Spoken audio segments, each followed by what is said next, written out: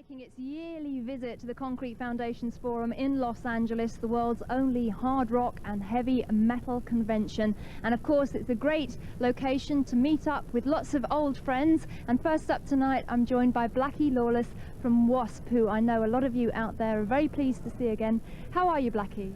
I'm fine, but I'm a little sensitive about old friend. I just had a birthday on Saturday, so I'm a little sensitive right now, but I'm fine. Good, good, good. Now, there's quite a lot to talk about because we're expecting the imminent release of a new greatest hits album from W.A.S.P. Could you tell us a little bit about it? You know, conglomeration of 10 years of doing whatever we do, you know. It's like, there's one thing I will say about this record that I'm really excited about, is that the single for Animal has never been on an album before anywhere. It's always stood on its own. It is now, we finally got permission to release this thing in conjunction with Wild Child, Blind in Texas, I Want to Be Somebody. Everything that we've ever done of note is on this record. So it must have been quite difficult to narrow down which tracks you wanted to choose. Did you talk to fans about it, or did you just listen to all the old stuff again and see what you liked? We did a little of all of that, you know. It's like I'd stop people on the streets and I'd say, what do you want to hear, you know? And so we, you know, got pretty much the, you know, you hear some off-the-wall things, but pretty much, you know, you get a general direction of where it's going to go. And to my knowledge, there's going to be 16 tracks overall, but there's a couple of places where there'll actually be 17, depending on the formats, that some countries can run them longer than others. Great, and there are in fact 2 new W.A.S.P tracks happening there as well, and I believe that you wrote those a little while ago. Can you tell us about them? Well, one's called Sunset in Babylon, which is, you know, a humorous microcosm of what the Crimson Idol is. It's about living in Los Angeles, and that says it all, really, doesn't it? I can't really add much more than that. I mean, I live here, so I know what it's about. But the song, to tell you the truth, there's another one called Rock and Roll to Death, which was my favorite of the 2, and it was a toss-up of which we would release as the first single. Rock and Roll to Death will come out as a single, but that title right there tells you, again, pretty much of what it's about. You know, it's... You're not getting cynical, are you? Well, I've always been cynical about it, you know. It's just... But you have to be able to poke fun, I think, at it. But also, there's times where this song I'm talking about, Rock and Roll to Death, is straight go for the throat. Not a lot of punches being pulled on it. It is what it is. To me, it's not a humorous song at all. There's one line in it. It goes, "Time to party, raise a glass, tell everybody to kiss my ass." You know, gives you an idea. Well, there's a lot of that going on right here at the Concrete Foundations Forum, isn't there? You got that right. Now, I won't get into that either. Let's talk about quickly 2 long-form home videos coming out as well. One is for the Crimson Idol that will be released around Christmas, I believe.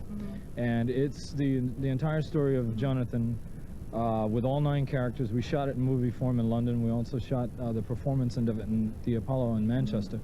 And so that's coming out around Christmas, but there's also another long form that will be available, I believe, even before that, to coincide around the release of the Best Of, which is in October. Okay, thanks very much to Blackie. Hope you enjoy the rest of Concrete Foundations Forum. Try. And let's see a little bit of W.A.S.P on video, and I'll see you later on with more guests from Concrete. Of course, you recognise the gentleman who's joined me now. It's Blackie Lawless of W.A.S.P. So welcome to England, Blackie, because we last met up in sunny LA. How are you feeling? A little jet lagged, but other than that, I'm okay. It's like punch me if I fall asleep down this. Now, there's actually a lot to talk about W.A.S.P. Because when we were in LA, we covered the Greatest Hits album and the upcoming video, but there is actually some very important news concerning the band. Would you like to tell everybody what you've decided? 1993 has been a very interesting year for me. I've gone through a lot of personal changes, some professional, and I feel like some sort of coming over here, not just to do this show, but coming to Europe in general, I feel like some sort of messenger of death. W.A.S.P will be no more after this. And I have very mixed emotions about it. I've just reached a stage in my career and my life where it's time for me to move on. I don't feel that I can accurately make the steps that I want to make as a songwriter under the moniker of W.A.S.P. anymore. Right. It's very difficult. I'm sure, well, I can imagine after 10 years of 10 anything, very successful you know. years, of course. I look back at these last 10 years, and I was thinking about it the other day. It's like the Grateful Dead song. It's like, what a long, strange trip it's been. And it's been a good one. And, you know, I don't want to go out like an athlete, you know, that's broken down and should have stopped a couple of years before, or to try to make it anything that's more dramatically different than what the Crimson Idol was. It's time to lay that thing down now, and it's like I said, this is one of the hardest decisions I've ever had to make, and I'm still not real comfortable with it yet. Well, you are finishing on a high point with the greatest hits album, First Blood, Last Cuts, and also the video First Blood, Last Visions. And actually we've got a new song from W.A.S.P. coming up, Sunset and Babylon, the new single.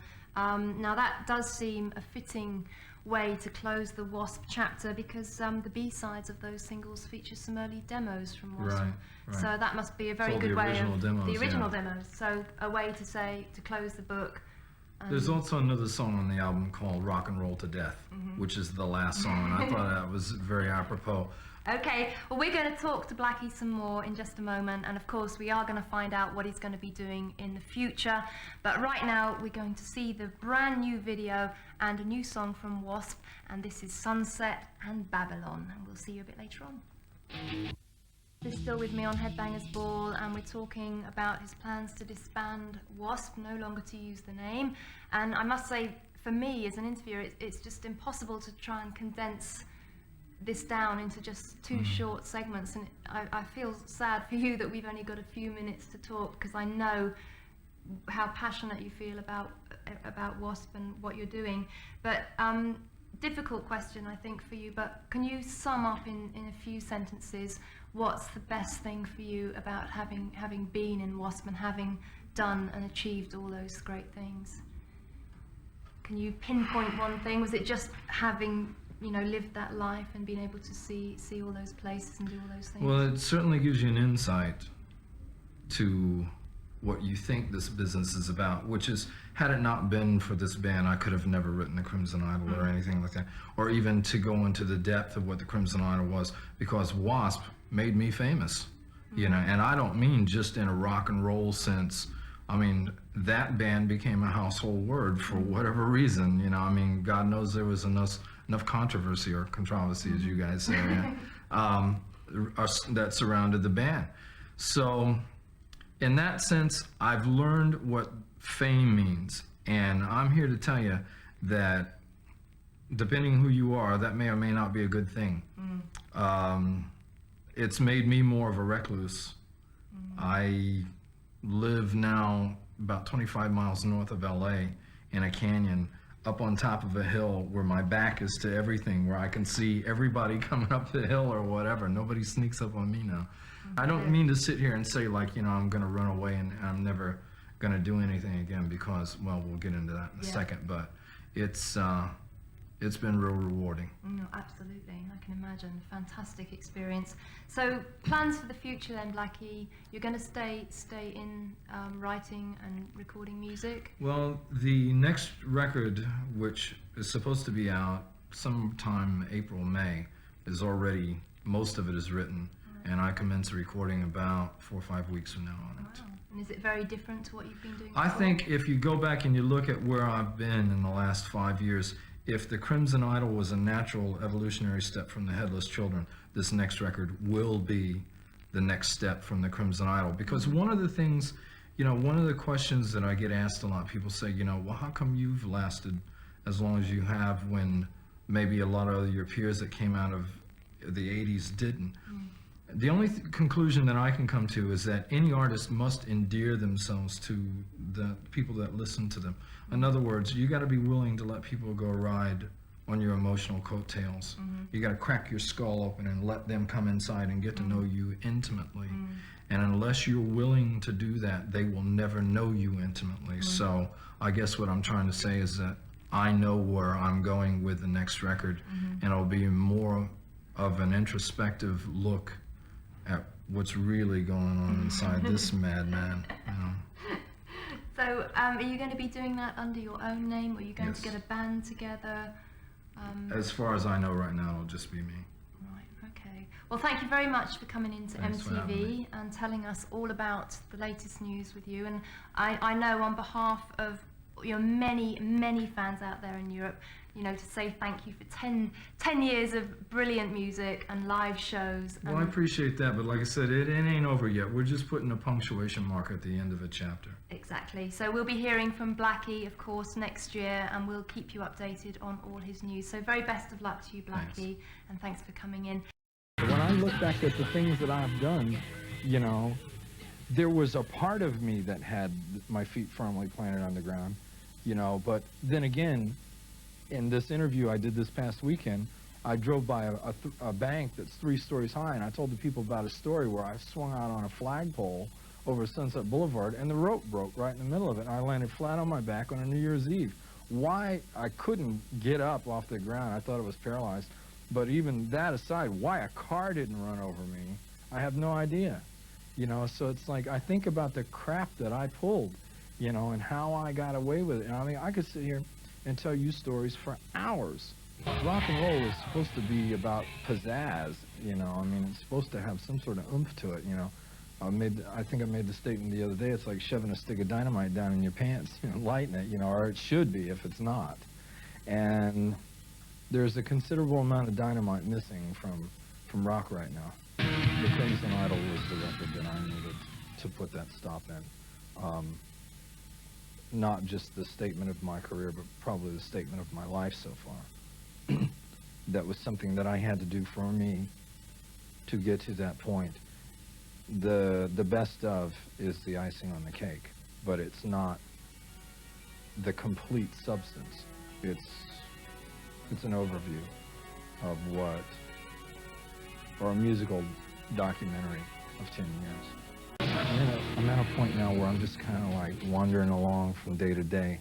Musically, I have a purpose. But personally, I'm just kind of, I'm a little in a fog. Just bumping into walls and things like that. But I think everybody goes through those periods. And I'm not overly concerned about it. Because it's like, you know, I'm like a water buoy, you know, I mean, I'll pop up sooner or later. Somebody who needs no introduction at Headbangers Ball, it's Blackie Lawless from W.A.S.P. So Blackie, nice to see you again. Welcome to London. How are you? Thank you. I'm fine, thanks. Now we'll talk about the new record, Still Not Black Enough. It's come out under the W.A.S.P. banner, and when I spoke to you, I think it was a couple of years ago, you were actually thinking of laying the W.A.S.P. name to rest and starting something a little bit different. Why did you decide to carry on with the name? Twice in my career, the press has helped me, and this is one of them. Because when we did this big promotional tour for the last, what was the best of record, First Blood, Last Cuts, I said that I wasn't going to do that anymore. And when I got back to America, the fan mail was not just overwhelming, it was like violent. And people said some things in there, and I thought it made some sense to me that W.A.S.P. isn't necessarily a band of people. I guess it's more an idea, maybe like Jethro Tull or something like that, or maybe even like what Dave Coverdale's done with Whitesnake or something like that. As long as there's some sort of focus, you can do whatever you want. And like I said, twice in my career, press has helped me or kept me from making a huge mistake, and this is one of them because it would have been a huge one. So hats off. So good. So you are the focus of W.A.S.P. But who else worked with you on the album? Well, same drummer, Frankie Benelli, Bob Kulick, guitar player, and that nucleus is still there from before. Now, Still Not Black Enough, you've described it along the lines of the Crimson Idol, a concept album. Did it kind of take up where the Crimson Idol left off?